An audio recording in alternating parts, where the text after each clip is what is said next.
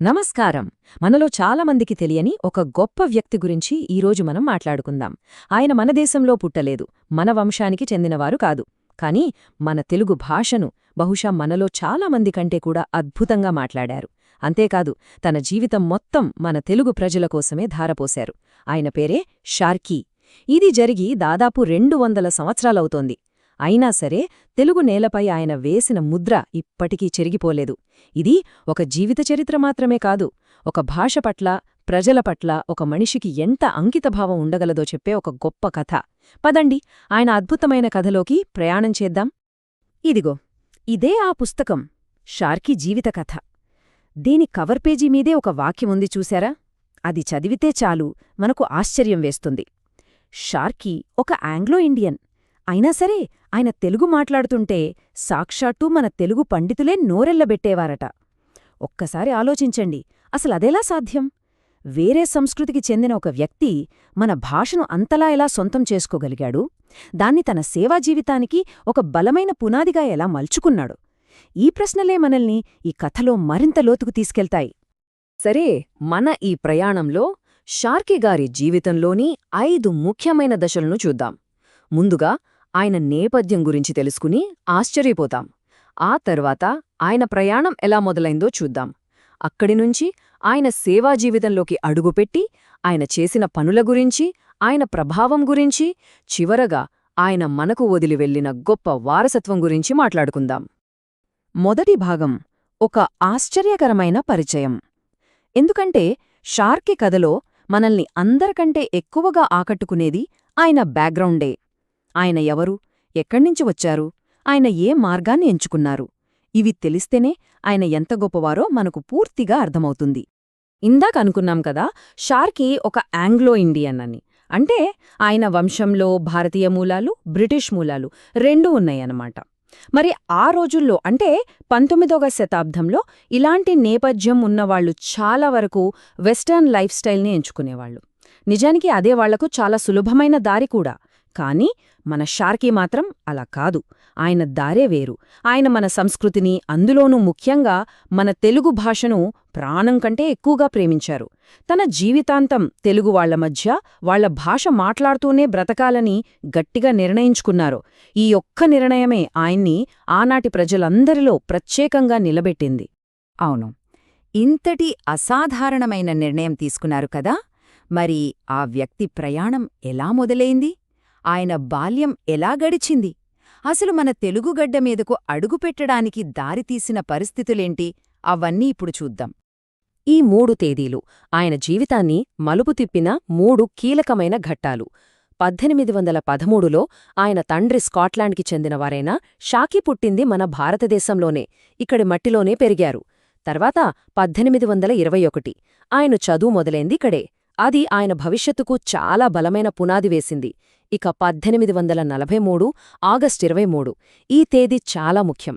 ఎందుకంటే ఆ రోజునుంచే మన తెలుగు గడ్డ మీద ఆయన సేవాయాత్ర అధికారికంగా మొదలైంది. ఈ 3 తేదీలు ఈయన గొప్ప కథకు మూలస్తంభాలు లాంటివి. ప్రతి ఒక్కరి జీవితంలో ఒక కేంద్రం ఉంటుంది కదా, వాళ్ల జీవితం మొత్తం దాని చుట్టూనే తిరుగుతుంది. షార్కీ గారి జీవితంలో, ఆయన సేవలో ఆ కేంద్ర బిందువు మచిలీపట్నం. ఇప్పుడు మనం బందరు అని పిలుస్తున్నాం కదా, అదే. తన జీవితంలో చాలా భాగం, తన శక్తి, సమయం అన్నీ ఆ నగరానికి అంకితం చేసేశారు.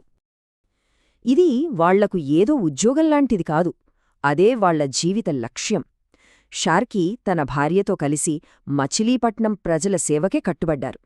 వాళ్లు ఎక్కడ్నుంచో వచ్చి సేవ చేస్తున్న వాళ్లలా కాకుండా ఆ ఊర్లో ఒకరిగా కలిసిపోయారు. వాళ్ల కష్ట సుఖాల్లో పాలుపంచుకున్నారు. వాళ్ల నిబద్ధత, సేవాభావం అలాంటిది మరి. సరే, ఇంతకీ వాళ్లేం చేసేవారు, వాళ్ల సేవ ఎలా ఉండేది? ప్రధానంగా 3 విషయాలపైన దృష్టి పెట్టారు.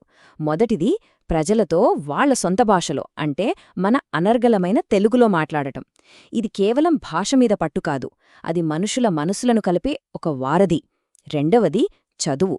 ముఖ్యంగా అమ్మాయిలకు చదువు చెప్పి వాళ్ల భవిష్యత్తును తీర్చిదిద్దటం. మూడవది, సామాజిక అభివృద్ధి.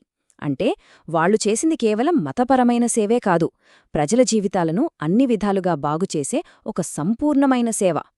ఆయన చాలా ఏళ్లు సేవ చేశారు కదా, ఆ సుదీర్ఘ ప్రయాణంలో కొన్ని సంవత్సరాలు చాలా ముఖ్యమైనవి. ఆయన ప్రభావం ఎంత బలంగా ఉందో, ఆయన చేసిన కృషిలో ఎన్ని సవాళ్లు ఎదురయ్యాయో ఆ సంవత్సరాల్లో జరిగిన సంఘటనలు మనకు కళ్లకు కట్టినట్టు చూపిస్తాయి. ఉదాహరణకు 1847వ సంవత్సరం. ఆ ఏడాది ఏప్రిల్ 4న ఆయన అక్కడి స్థానిక పండితులు, బ్రాహ్మణులతో కలిసి మత, తాత్విక విషయాలమీద చాలా లోతైన చర్చలు జరిపారట. దీన్ని బట్టి మనకేమర్థమవుతోంది? ఆయనకు కేవలం తెలుగు మాట్లాడటమే కాదు, మన భారతీయ తత్వశాస్త్రం మీద కూడా ఎంత లోతైన అవగాహన ఉందో తెలుస్తోంది. అంతేనా? కొన్ని రోజులకే ఏప్రిల్ 10న ఆయన ఒక పాఠశాలను కూడా ప్రారంభించారు. దీన్ని బట్టి ఆయన కేవలం మాటల మనిషి కాదు, చేతల మనిషి అని స్పష్టంగా తెలుస్తోంది. ఇక 1849వ సంవత్సరం. అప్పుడు బందరును ఒక భయంకరమైన తుఫాను అతలాకుతలం చేసింది. ఊరంతా వరదలే, ప్రజల ఇళ్లు మునిగిపోయాయి, తినడానికి తిండి కూడా దొరకని పరిస్థితి. అటువంటి కష్టకాలంలో షార్కీ దంపతులు, ముఖ్యంగా ఆయన భార్య, ప్రజలకు అండగా నిలబడ్డారు. వాళ్ల సేవకు అదొక పెద్ద అగ్నిపరీక్ష లాంటిది. ఆ పరీక్షలో వాళ్లు తమ నిస్వార్థ సేవతో గెలిచి నిలిచారు. 1861 నాటికి షార్కీ సేవ కేవలం మచిలీపట్నానికే పరిమితం కాలేదు, చుట్టుపక్కల మారుమూల గ్రామాలకు కూడా పాకింది. ఆ సంవత్సరం డిసెంబర్లో ఆయన చింతలపూడి లాంటి గ్రామాలకు వెళ్లి అక్కడి ప్రజలతో కలిసిపోయారు. తన సందేశం ఇంత దూరం కూడా చేరుతోందని తెలుసుకున్నప్పుడు ఆయనకు ఎంతో సంతోషం, ధైర్యం కలిగాయట. అవును, ఇన్ని సంవత్సరాలుగా తాను పడుతున్న కష్టం ఫలించడం మొదలైందని, ప్రజల జీవితాల్లో ఒక చిన్న వెలుగు నింపగలుగుతున్నానని ఆయన గ్రహించారు. ఇన్ని సంవత్సరాల సేవ, ఇంత కృషి, ఆ తర్వాత షార్కీగారు మనకు ఏమి మిగిల్చి వెళ్లారు? ఆయన వారసత్వమంటే ఏంటి? ఆయన మాటలు, ఆయన పనులు ప్రజలమీద ఎలాంటి ముద్ర వేశాయో ఈ చివరి భాగంలో చూద్దాం. అసలు తన సేవ గురించి ఆయన ఏమనుకున్నారో ఆయన మాటల్లోనే విందాం. ప్రతి దేశమునకు క్రీస్తే నా యాధారమని ప్రచురము చెయ్యగలిగితిని. ఈ ఒక్క వాక్యంలో ఆయన అంకితభావం, ఆయన వినయం రెండూ ఎంత స్పష్టంగా కనిపిస్తున్నాయో కదా. తను చేసిన దానికి, తన విజయానికి కారణం తను కాదని, తానొక సాధనం మాత్రమేనని ఆయన నమ్మారు. బహుశా ఇదే ఆయన గొప్పతనానికి, ప్రజలు ఆయన్ను అంతగా గౌరవించడానికి కారణం. చివరిగా చెప్పాలంటే, షార్కీ మనకు మిగిల్చిన వారసత్వమేంటి? అది పెద్ద పెద్ద భవనాలు, కట్టడాలు కాదు, అవి చెరిగిపోని జ్ఞాపకాలు. ప్రజల హృదయాల్లో ఆయన ఒక స్థానాన్ని సంపాదించుకున్నారు. అదెలా సాధ్యమైంది? చాలా సింపుల్. మన భాషలో మాట్లాడి, మన కష్టాల్లో తోడుండి, మనలో ఒకరిగా జీవించి. అందుకే ఆయన ఎవరో బయటనుంచి వచ్చిన వ్యక్తిలా కాకుండా మనవాడు అని ప్రజలు గుండెల్లో పెట్టుకున్నారు. షార్కీగారి కథ విన్న తర్వాత మనందరిలోనూ ఈ ప్రశ్న తలెత్తుతుంది. అసలొక మనిషి వారసత్వమంటే ఏంటి? దేన్ని బట్టి దాన్ని కొలుస్తాం? వాళ్లు సంపాదించిన ఆస్తులనా? వాళ్లు పొందిన పదవులనా?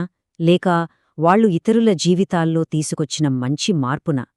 షార్కీ జీవితం మనకొక స్పష్టమైన సమాధానాన్నిస్తోంది. బహుశా నిజమైన వారసత్వమంటే మనం వదిలివెళ్లే వస్తువుల్లో కాదు, ఇతరుల హృదయాల్లో మనం నాటిన జ్ఞాపకాల్లో, వాళ్ల జీవితాల్లో మనం తెచ్చిన వెలుగులో ఉంటుంది.